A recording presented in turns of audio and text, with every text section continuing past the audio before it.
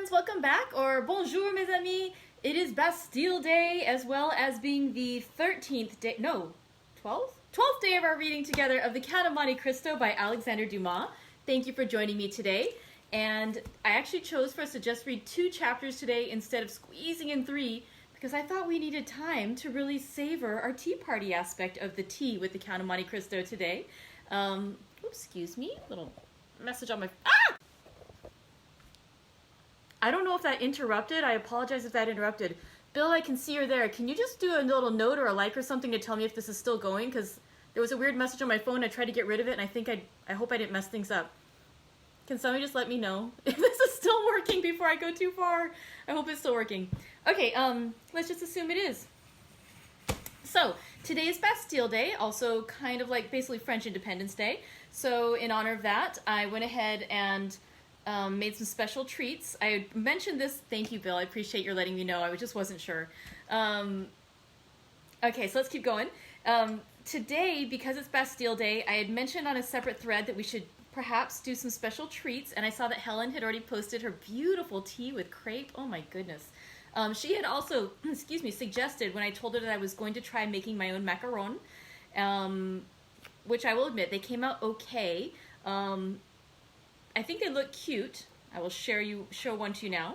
I have a little tub of them. So they came out all right. They didn't rise as much as I wanted them to, and they've lost a lot of their crispness because I made them Sunday night and it's now Tuesday afternoon. So they're quite melty in your mouth and a little very crumbly when I pick them up and touch them. So I will munch one of these in just a moment, because when I mentioned that I was going to try making macaron, she had an excellent suggestion. Helen said, you know, you could either have those with tea or champagne.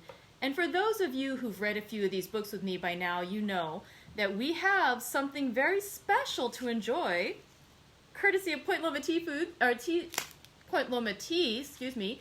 There is a wonderful afternoon Darjeeling tea. I will read you the description again because I love it every time.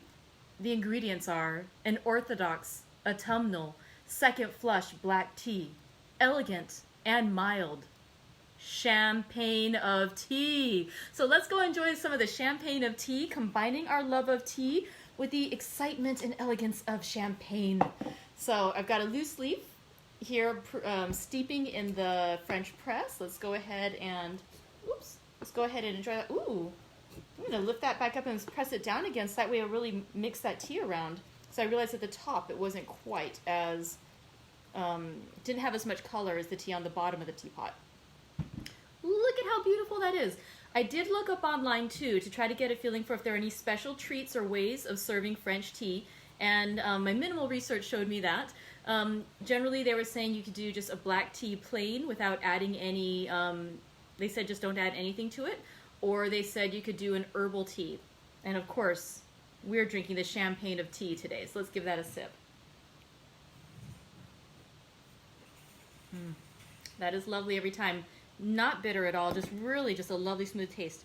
And now, let's go ahead and have a macaron. I won't eat a lot of these, I'll just have one for right now because it's kind of weird for you guys to just have to watch me eat. So I apologize for that, but in honor of Bastille Day, let's have one of my homemade macaron with the French, the Point Loma version of the champagne of tea. So let's go in.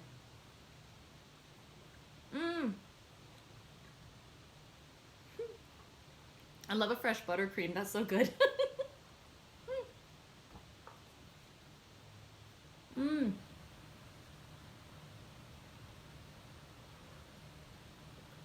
Okay, that is really good. Vive la France. All right. So thank you very much. If any of you are also doing a special little tea today in honor of Bastille Day, please go ahead and share a photo or do a comment about what you're enjoying today. I just think it's kind of fun to do these things together. All right, so thank you for indulging me in this little detour on our way back to the Count of Monte Cristo, courtesy of Bastille Day. All right, so let's go ahead and talk a little bit about yesterday's chapters. Yesterday we read chapters 22 and chapter 23 of the Count of Monte Cristo. In chapter 20, no, today's 22 and 23, sorry. I write little notes to myself so I don't get my numbers mixed up, but I'm looking a day ahead. 20 and 21 is what we read yesterday. 20 was the cemetery of the Chateau d'If, and basically in that one, Dantes went into the cell of the Abbé Faria, who had been, his body had been sewn into a canvas sack, and he decided to go ahead and trade places with the Abbé. He put the Abbé's body into his own cell in his bed, and then he sewed himself into the sack. And he had his little penknife with him, and the idea was that when the caretakers threw the Abbé's body into the grave, as soon as they left, he would dig himself out and hopefully escape to freedom. That was his plan. And the worst case scenario, if he ended up dying and suffocating in the grave, he was going to die in the dungeon someday anyway, so, he was taking a chance. What he found, though, was that the cemetery of a prison that is on an island in the middle of a large body of water is actually the large body of water. So the gentleman took the Dantes out, and they just tossed that the bag with the body into the ocean. And so he ended up, fortunately, he was able to, to cut himself free as well from the bag, as well as the large cannonball that had been attached to his feet to weigh down the bag, and he managed to swim to freedom. He landed on the island of Tiboulen, and that evening there was a storm, and another ship came by, crashed on the rocks, and everyone died on that little ship. But fortunately, the next day, he saw another ship passing by. It was a small boat, and he believed they were probably smugglers, but all good. They were a ship of people. And so he made his way out, he swam, and he got their attention, and he was taken on board. And the other gentlemen on that ship agreed to let him go with them to their next port of call. And he showed himself to be a good sailor, and so they've agreed to let him work with them until they get to their next place. One little bit of note, too, there is a character who we're going to talk about in this chapter as well, and I forgot to look up online to see how to properly pronounce this man's name. So I'm going to still keep calling him Jacopo, and we'll see how that goes. I'll try to remember to look it up online, too, later on to see if there's any clips of either the film or the read aloud, or, a properly done read aloud to see how to pronounce this gentleman's name. But for today, he will still be Jacopo. All right, so where we left off at the end of chapter 21 was that Dantes was talking to young Mr. Jacopo, and he discovered that the day was the 28th of February, 1829, exactly 14 years to the day since Dantes was arrested and thrown into the Chateau d'If. And so he is now 33 years old, and he's ready to explore this new chapter. So let's see what happens in chapters 22 and chapter 23 of The Count of Monte Cristo by Alexandre Dumas. All right, let's go in. I almost forgot. We don't actually read out of the book. We read from the tablet. I am all kerfuffled today. Sorry about that. I don't know if that means I need another macaron or if I've had too much sugar. I'm going to stick with the too much sugar, so let's go right into the book. Chapter 22, The Smugglers. Dantes had not been a day on board before he had a very clear idea of the men with whom his lot had been cast. Without having been in the school of the Abbé Faria, the worthy master of La Jeune Amélie, the name of the Genoese tartan, knew a smattering of all the tongues spoken on the shores of that large lake called the Mediterranean, from the Arabic to the Provençal. And this, while it spared him interpreters, persons always troublesome and frequently indiscreet, gave him great facilities of communication, either with the vessels he met at sea, with the small boats sailing along the coast, or with the people without name, country, or occupation, who are always seen on the quays of seaports, and who live by hidden and mysterious means which we must suppose to be a direct gift of Providence, as they have no visible means of support. It is fair to assume that Dantes was on board a smuggler. At first, the captain had received Dantes on board with a certain degree of distrust. He was very well known to the customs officers of the coast, and as there was between these worthies and himself a perpetual battle of wits, he had at first thought that Dantes might be an emissary of these industrious guardians of rights and duties, who perhaps employed this ingenious means of learning some of the secrets of his trade. But the skillful manner in which Dantes had handled the lugger had entirely reassured him. And then, when he saw the light plume of smoke floating above the bastion of the Chateau d'If, and heard the distant report, he was instantly struck with the idea that he had on board his vessel one whose coming and going, like that of kings, was accompanied with salutes of artillery. This made him less uneasy, it must be owned, than if the newcomer had proved to be a customs officer. But this supposition also disappeared like the first, when he beheld the perfect tranquillity of his recruit. Edmund thus had the advantage of knowing what the owner was, without the owner knowing who he was, and however the old sailor and his crew tried to pump him, they extracted nothing more from him. He gave accurate descriptions of Naples and Malta, which he knew as well as Marseille, and held stoutly to his first story. Thus the Genoese, subtle as he was duped by Edmund, in whose favor his mild demeanor, his nautical skill, and his admirable dissimulation pleaded. Moreover, it was possible that the Genoese was one of those shrewd persons who know nothing but what they should know, and believe nothing but what they should believe. In this state of mutual understanding, they reached Leghorn. Here Edmund was to undergo another trial.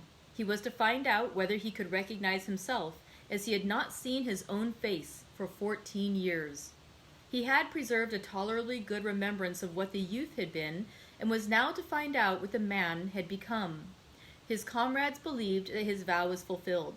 As he had 20 times touched at Leghorn, he remembered a barber in St. Ferdinand Street. He went there to have his beard and hair cut. The barber gazed in amazement at this man with the long, thick, and black hair and beard, which gave his head the appearance of one of Titian's portraits. At this period it was not the fashion to wear so large a beard and hair so long. Now a barber would only be surprised if a man gifted with such advantages should consent voluntarily to deprive himself of them. The Leghorn barber said nothing and went to work. When the operation was concluded, and Edmund felt that his chin was completely smooth and his hair reduced to its usual length, he asked for a looking-glass. He was now, as we have said, 33 years of age, and his 14 years' imprisonment had produced a great transformation in his appearance. Dantès had entered the Chateau d'If with the round, open, smiling face of a young and happy man, with whom the early paths of life had been smooth, and who anticipates a future corresponding with his past. This was now all changed. The oval face was lengthened. His smiling mouth had assumed the firm and marked lines which betokened resolution. His eyebrows were arched beneath a brow furrowed with thought. His eyes were full of melancholy, and from their depths occasionally sparkled gloomy fires of misanthropy and hatred. His complexion, so long kept from the sun, had now that pale color which produces, when the features are encircled with black hair, the aristocratic beauty of the man of the north. The profound learning he had acquired had besides diffused over his features a refined intellectual expression. And he had also acquired, being naturally of a goodly stature, that vigor which a frame possesses, which has so long concentrated all its force within itself. To the elegance of a nervous and slight form had succeeded the solidity of a rounded and muscular figure. As to his voice, prayers, sobs, and imprecations had changed it so that at times it was of a singularly penetrating sweetness, and at others rough and almost hoarse. Moreover, from being so long in twilight or darkness, his eyes had acquired the faculty of distinguishing objects in the night, common to the hyena and the wolf. Edmund smiled when he beheld himself. It was impossible that his best friend, if indeed he had any friend left, could recognize him. He could not recognize himself. The master of La Jeune Amélie, who was very desirous of retaining amongst his crew a man of Edmund's value, had offered to advance him funds out of his future profits, which Edmund had accepted. His next care on leaving the barber's who had achieved his first metamorphosis was to enter a shop and buy a complete sailor's suit. A garb, as we all know, very simple, and consisting of white trousers, a striped shirt, and a cap. It was in this costume, and bringing back to Jacopo the shirt and trousers he had lent him, that Edmund reappeared before the captain of the lugger, who had made him tell his story over and over again before he could believe him, or recognize in the neat and trim sailor the man with the thick and matted beard, hair tangled with seaweed, and body soaking in sea brine, whom he had picked up naked and nearly drowned. Attracted by his prepossessing appearance, he renewed his offers of an engagement to Dantès, but Dantès, who had his own projects, would not agree for a longer time than 3 months. La Jeune Amélie had a very active crew, very obedient to their captain, who lost as little time as possible. He had scarcely been a week at Leghorn before the hold of his vessel was filled with printed muslins, contraband cottons, English powder, and tobacco on which the excise had forgotten to put its mark. The master was to get all this out of Leghorn free of duties, and land it on the shores of Corsica, where certain speculators undertook to forward the cargo to France. They sailed. Edmund was again cleaving the azure sea which had been the first horizon of his youth, and which he had so often dreamed of in prison. He left Gorgone on his right and La Pianosa on his left, and went towards the country of Paoli and Napoleon. The next morning, going on deck, as he always did at an early hour, the patron found Dantès leaning against the bulwarks, gazing with intense earnestness at a pile of granite rocks, which the rising sun tinged with rosy light. It was the island of Monte Cristo. La jeune Amélie left it 3/4 of a league to the larboard and kept on for Corsica. Dantès thought, as they passed so closely to the island whose name was so interesting to him, that he had only to leap into the sea and in half an hour be at the promised land. But then, what could he do without instruments to discover his treasure, without arms to defend himself? Besides, what would the sailors say? What would the patron think? He must wait. Fortunately, Dantès had learned how to wait. He had waited 14 years for his liberty, and now he was free, he could wait at least 6 months or a year for wealth. Would he not have accepted liberty without riches if it had been offered to him?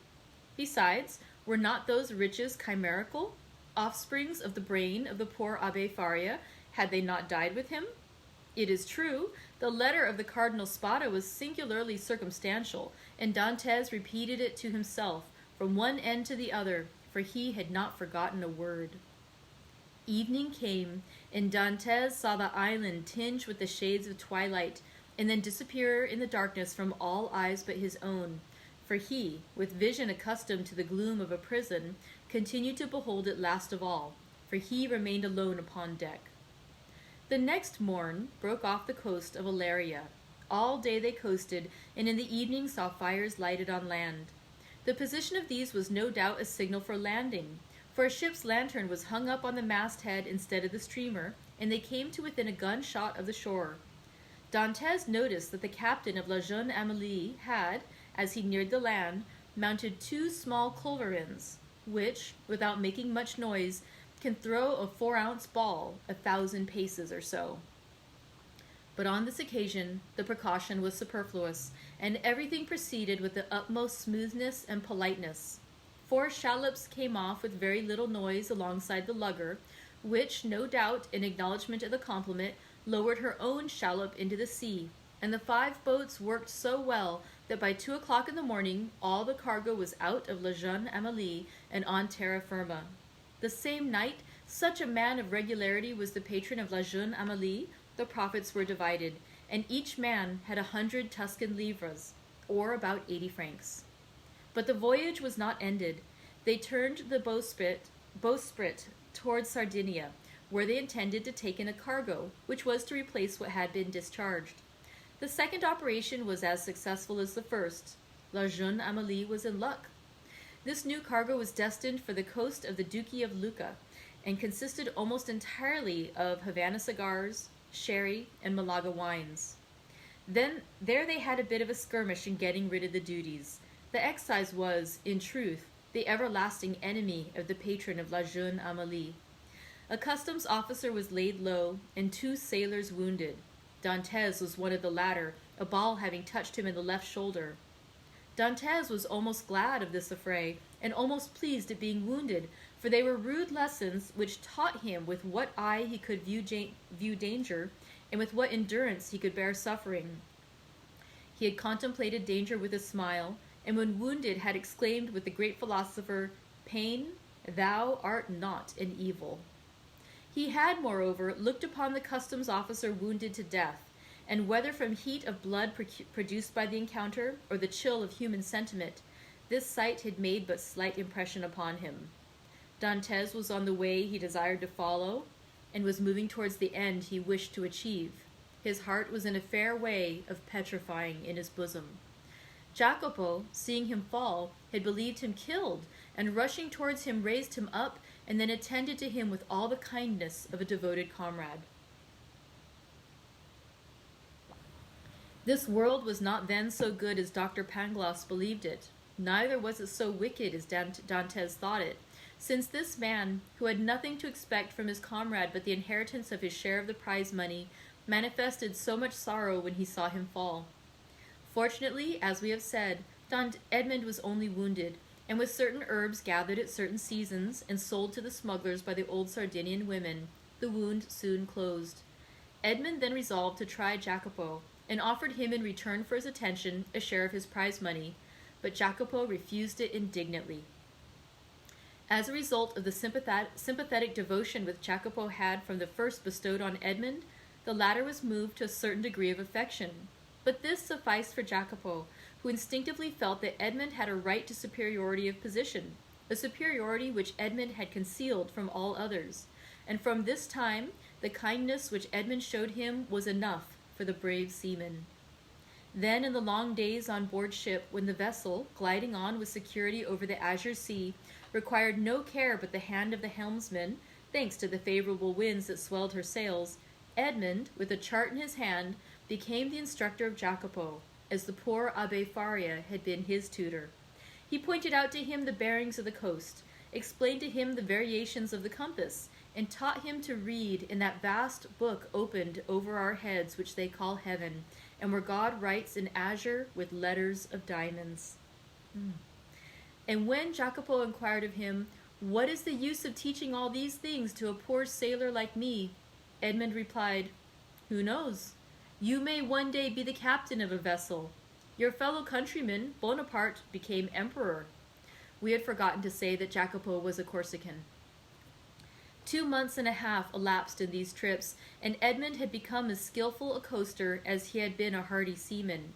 He had formed an acquaintance with all the smugglers on the coast, and learned all the Masonic signs by which these half-pirates recognize each other.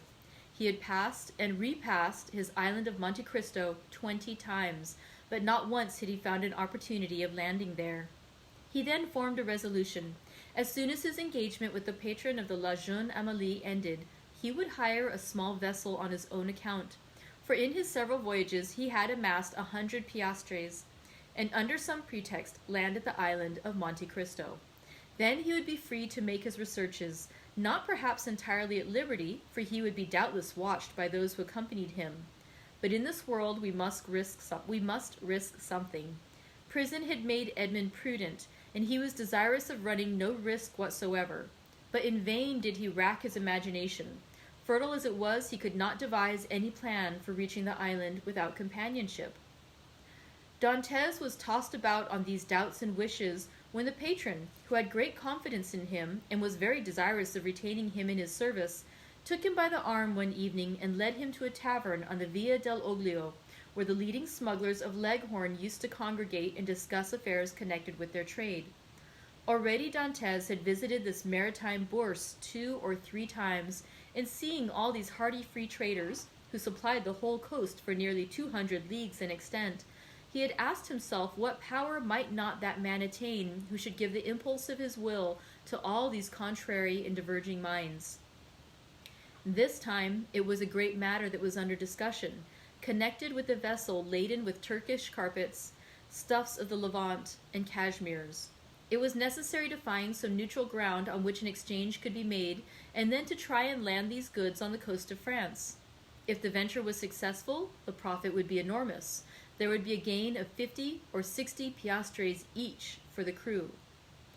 The patron of La Jeune Amélie proposed as a place of landing the island of Monte Cristo, which was completely deserted, and having neither soldiers nor revenue officers, seemed to have been placed in the midst of the ocean since the time of the heathen Olympus by Mercury, the god of merchants and robbers, classes of mankind which we in modern times have separated if not made distinct, but which antiquity appears to have included in the same category. At the mention of Monte Cristo, Dantes started with joy. He rose to conceal his emotion and took a turn around the smoky tavern where all the languages of the known world were jumbled in a lingua franca. When he again joined the 2 persons who had been discussing the matter, it had been decided that they should touch at Monte Cristo and set out on the following night. Edmund, being consulted, was of opinion that the island afforded every possible security, and that great enterprises to be well done should be done quickly. Nothing then was altered in the plan, and orders were given to get under way next night, and, wind and weather permitting, to make the neutral island by the following day. And now, chapter 23, the island of Monte Cristo. Woo, finally. Thus, at length, by one of the unexpected strokes of fortune, which sometimes befall those who have for a long time been the victims of an evil destiny, Dantes was about to secure the opportunity he wished for, by simple and natural means, and land on the island without incurring any suspicion. One night more, and he would be on his way. The night was one of feverish distraction, and in its progress visions, good and evil, passed through Dantes's mind. If he closed his eyes, he saw Cardinal Spada's letter written on the wall in characters of flame. If he slept for a moment, the wildest dreams haunted his brain. He ascended into grottos paved with emeralds, with panels of rubies, and the roof glowing with diamond stalactites. Pearls fell drop by drop as subterranean waters filter in their caves. Edmund, amazed, wonderstruck, filled his pockets with the radiant gems and then returned to daylight when he discovered that his prizes had all changed into common pebbles. He then endeavored to re-enter the marvelous grottos, but they had suddenly receded, and now the path became a labyrinth, and then the entrance vanished, and in vain did he tax his memory for the magic and mysterious word which opened the splendid caverns of Ali Baba to the Arabian fishermen.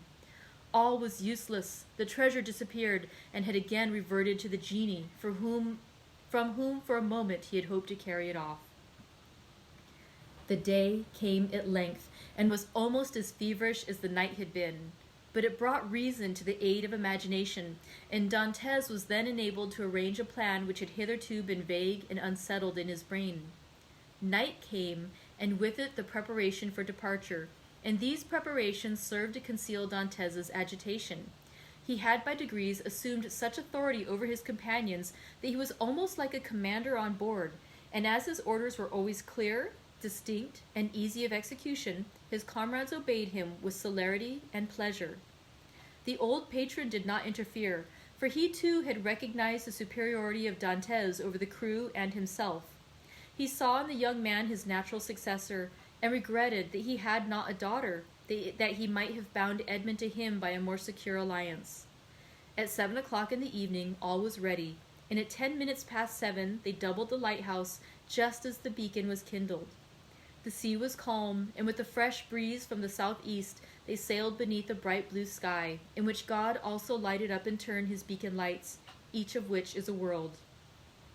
Dantes told them that all hands might turn in, and he would take the helm. When the Maltese, for so they called Dantes, had said this, it was sufficient, and all went to their bunks contentedly. This frequently happened. Dantes, cast from solitude into the world, frequently experienced an imperious desire for solitude, and what solitude is more complete or more poetical than that of a ship floating in isolation on the sea during the obscurity of the night, in the silence of immensity and under the eye of heaven. Now this solitude was peopled with his thoughts, the night lighted up by his illusions, and the silence animated by his anticipations. When the patron awoke, the vessel was hurrying on with every sail set, and every sail full with the breeze. They were making nearly 10 knots an hour. The island of Monte Cristo loomed large in the horizon. Edmund resigned the lugger to the master's care, and went and lay down in his hammock. But in spite of a sleepless night, he could not close his eyes for a moment. 2 hours afterwards he came on deck, as the boat was about to double the island of Elba. They were just abreast of Marciana, and beyond the flat but verdant isle of La Pianosa.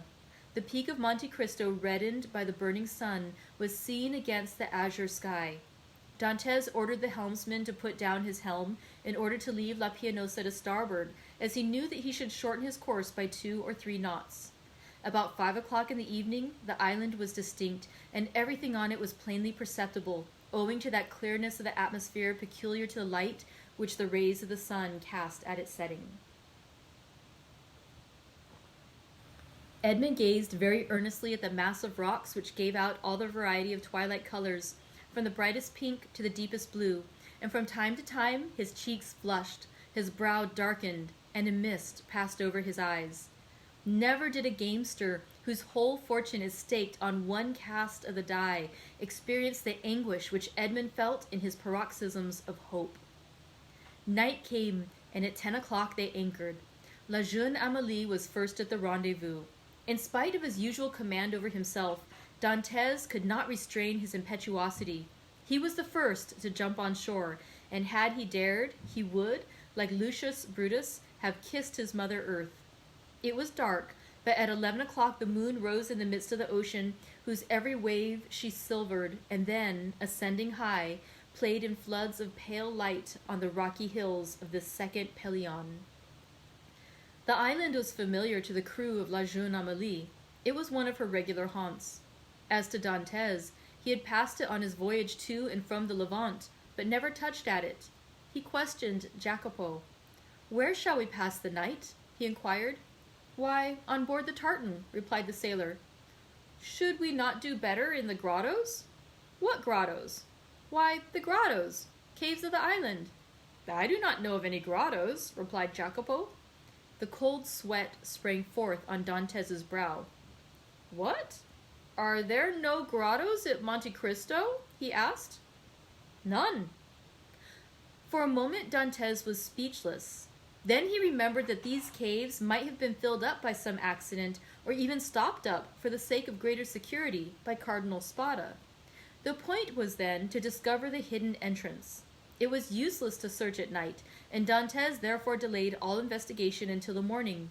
Besides, a signal made half a league out to sea, and to which La Jeune Amélie replied by a similar signal, indicated that the moment for business had come. The boat that now arrived, assured by the answering signal that all was well, soon came in sight, white and silent as a phantom, and cast anchor within a cable's length of shore. Then the landing began. Dantès reflected as he worked on the shout of joy which, with a single word, he could evoke from all these men, if he gave utterance to the one unchanging thought that pervaded his heart. But far from disclosing this precious secret, he almost feared that he had already said too much, and by his restlessness and continual questions, his minute observations and evident preoccupation, aroused suspicions. Fortunately, as regarded the circumstance at least, his painful past gave to his countenance an indelible sadness, and the glimmerings of gaiety seen beneath this cloud were indeed but transitory. No one had the slightest suspicion, and when next day, taking a fowling piece, powder, and shot, Dantès declared his intention to go and kill some of the wild goats that were seen springing from rock to rock, his wish was construed into a love of sport, or a desire for solitude. However, Jacopo insisted on following him, and Dantès did not oppose this, fearing if he did so that he might incur distrust. Scarcely, however, had they gone a quarter of a league when, having killed a kid, he begged Jacopo to take it to his comrades and request them to cook it, and when ready to let him know by firing a gun. This, and some dried fruits and a flask of Montepulciano, was the bill of fare. Dantès went on, looking from time to time behind and around him. Having reached the summit of a rock, he saw, 1,000 feet beneath him, his companions, whom Jacopo had rejoined, and who were all busy preparing the repast which Edmund's skill as a marksman had augmented with a capital dish.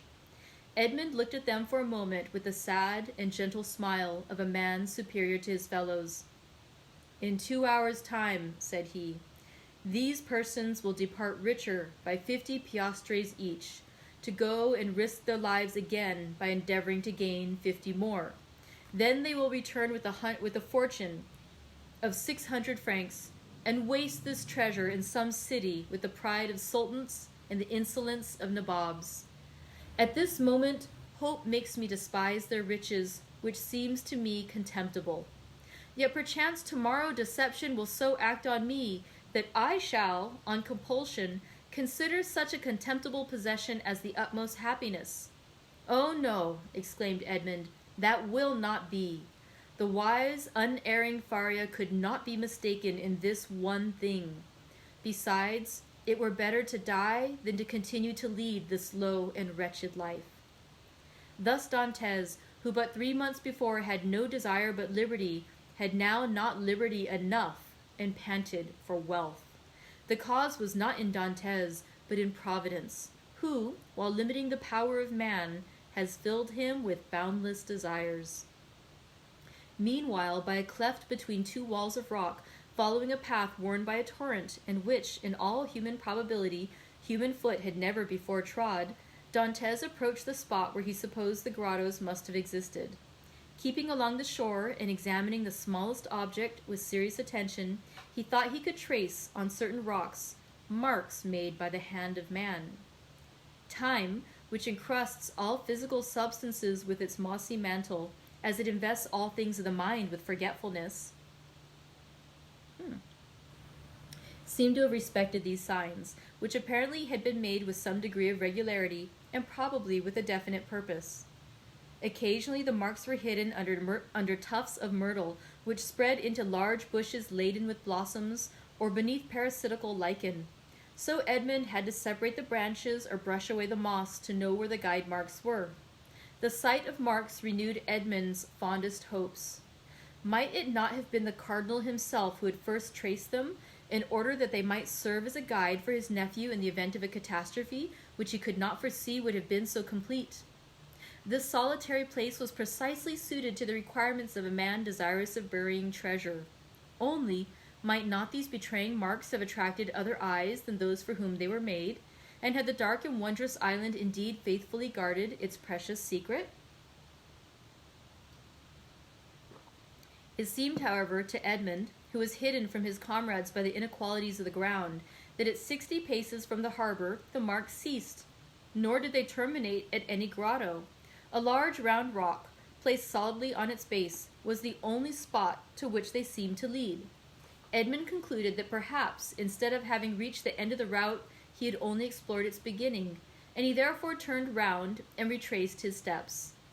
Meanwhile, his comrades had prepared the repast, had got some water from a spring, spread out the fruit and bread, and cooked the kid. Just at the moment when they were taking the dainty animal from the spit, they saw Edmund springing with the boldness of a chamois from rock to rock, and they fired the signal agreed upon. The sportsman instantly changed his direction and ran quickly towards them. But even while they watched his daring progress, Edmund's foot slipped, and they saw him stagger on the edge of a rock and disappear. They all rushed towards him, for all loved Edmund in spite of his superiority, yet Jacopo reached him first. He found Edmund lying prone, bleeding and almost senseless. He had rolled down a declivity of 12 or 15 feet. They poured a little rum down his throat, and this remedy, which had before been so beneficial to him, produced the same effect as formerly. Edmund opened his eyes, complained of great pain in his knee, a feeling of heaviness in his head, and severe pains in his loins. They wished to carry him to the shore, but when they touched him, although under Jacopo's directions, he declared with heavy groans that he could not bear to be moved. It may be supposed that Dantes did not now think of his dinner, but he insisted that his comrades, who had not his reasons for fasting, should have their meal. As for himself, he declared that he had only need of a little rest, and that when they returned he should be easier. The sailors did not require much urging. They were hungry, and the smell of the roasted kid was very savory, and your tars are not very ceremonious. An hour afterwards they returned. All that Edmund had been able to do was to drag himself about a dozen paces forward to lean against a moss-grown rock. But instead of growing easier, Dantes's pains appeared to increase in violence. The old patron, who was obliged to sail in the morning in order to land his cargo on the frontiers of Piedmont and France, between Nice and Fréjus, urged Dantes to try and rise. Edmund made great exertions in order to comply, but at each effort he fell back, moaning and turning pale. "He has broken his ribs," said the commander in a low voice. "No matter. He is an excellent fellow, and we must not leave him. We will try and carry him on board the tartan." Dantes declared, however, that he would rather die where he was than undergo the agony which the slightest movement cost him. "Well," said the patron, "let what may happen, it shall never be said that we deserted a good comrade like you. We will not go till evening." This very much astonished the sailors, although not one opposed to it. This patron was so strict that this was the first time that they had ever seen him give up an enterprise or even delay in its execution. Dantes would not allow that any such infraction of regular and proper rules should be made in his favor. No, no, he said to the patron, I was awkward, and it is just that I pay the penalty of my clumsiness. Leave me a small supply of biscuit, a gun, powder, and balls to kill the kids or defend myself at need, and a pickaxe, for I may build a shelter if you delay in coming back for me. But you'll die of hunger, said the patron. I would rather do so, was Edmund's reply, than suffer the inexpressible agonies which the slightest movement causes me. The patron turned toward his vessel, which was rolling on the swell in the little harbor, and with sails partly set, would be ready for sea when her toilette should be completed. What are we to do, Maltese? Asked the captain. We cannot leave you here so, and yet we cannot stay. Go, go, exclaimed Dantes. We shall be absent at least a week, said the patron, and then we must run out of our course to come here and take you up again. Why, said Dantes, if in 2 or 3 days you hail any fishing boat, desire them to come here to me. I will pay 25 piastres for my passage back to Leghorn. If you do not come across one, return for me. The patron shook his head. Listen, Captain Baldy, there is one way of settling this, said Jacopo. Do you go, and I will stay and take care of the wounded man. And give up your share of the venture, said Edmund, to remain with me?